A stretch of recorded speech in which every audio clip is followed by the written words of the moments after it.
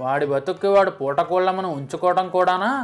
పూటకోళ్ళ అమ్మే వాడిని ఉంచుకొని ఎంత గంజి పోస్తోంది.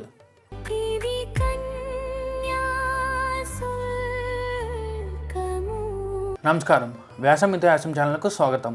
లాస్ట్ ఎపిసోడ్లో మనం మధురవాణిని పరిచయం చేస్తానని మాట్లాడుకున్నాం కదా. సో రెండవ స్థలం మధురవాణి ఇంట్లో గది. రామపంతులు కుర్చీ మీద కూర్చుండును, మధురవాణి ఎదుట కూర్చుండును.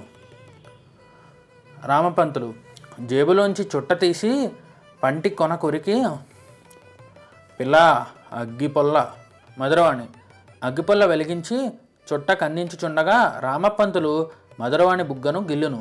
మధురవాణి చుట్ట కాలకుండానే అగ్గిపుల్ల రాల్చి ఎడంగా నిలబడి కోపం కనపరుస్తూ, మగవాడికైనా ఆడదానికైనా నీతి ఉండాలి, తాకవద్దంటే చెవిని పెట్టరు కదా.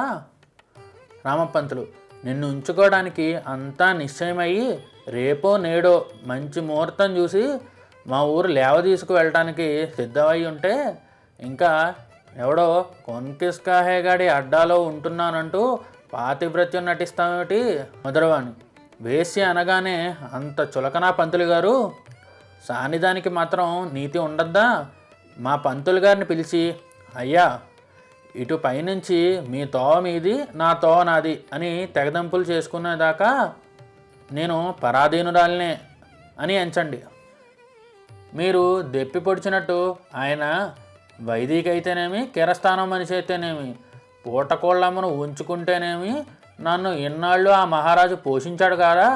మీరు అంతకన్నా రసికులైనా నా మనస్సు మీరు ఎంత చూరగొన్నా ఆయన ఎడల విశ్వాసం నాకు మట్టుక్కు ఉండొద్దా? రామపంతులు పెద్ద పెద్ద మాటలు ప్రయోగిస్తున్నావు. వాడి బతుక్కి వాడు పూటకోళ్ళమ్మను ఉంచుకోవడం కూడానా? పూటకోళ్ళ అమ్మే వాడిని ఉంచుకొని ఎంత గంజి పోస్తోంది. మధురవాణి అన్యాయం మాట్లాడకండి. ఆయన ఎంత చదువుకున్నాడు, ఆయనకి ఎంత ప్రఖ్యాతి ఉంది, నేడో రేపో గొప్ప ఉద్యోగం కానేయ్యుంది. రామపంతులు ఆహాహా నవ్వుతూ, ఏం వెర్రి నమ్మకం, నీవు సాని వాళ్ళలో తప్పబుట్టావు. గిరీశం గారు అని పెద్ద పేరు పెడతావేమిటి? మా ఊళ్ళో ఉన్న లుబ్దావదాన్లు పెంతల్లి కొడుక్కాడు వీడు గిర్రడని మేము పిలిచేవాళ్ళం. బొట్లర మొక్కలు రెండు నేర్చుకోగానే ఉద్యోగాలే. వాడికల్లా ఒకటే ఉద్యోగం దేవుడు రాశాడు. అదేమిటో తెలిసిందా?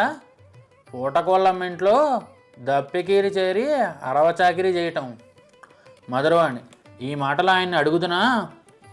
రామపంతులు తప్పకుండా, కావలిస్తే నేను చెప్పానని కూడా చెప్పు. మరి వీళ్ళు ఇలా గిరీశం గురించి మాట్లాడుకుంటుంటే ఒకవేళ గిరీశమే వీళ్ళ ఇంట్లోకి వస్తే